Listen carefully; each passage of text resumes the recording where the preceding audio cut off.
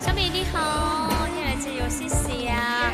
现在跟着小朋友上印度尼西亚，印度尼西亚。Sô-cô-la Creamo nhìn kẹo vani có thêm vị kem đào vải và sô-cô-la. Creamo thèm quá con.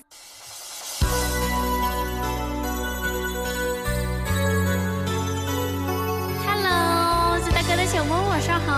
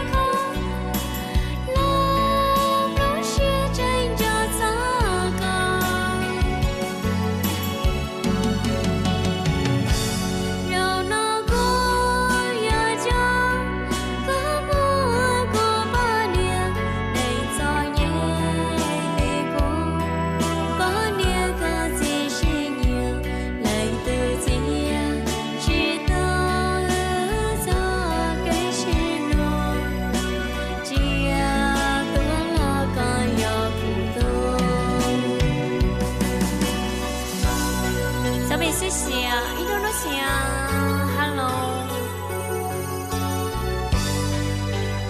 Em có mà nhưng mà dạo này kiểu hơi bận ấy nên là em nghỉ mấy hôm. Thành nhớ sao. Thank you. 雪哥，小米的手机没电了，那有可能。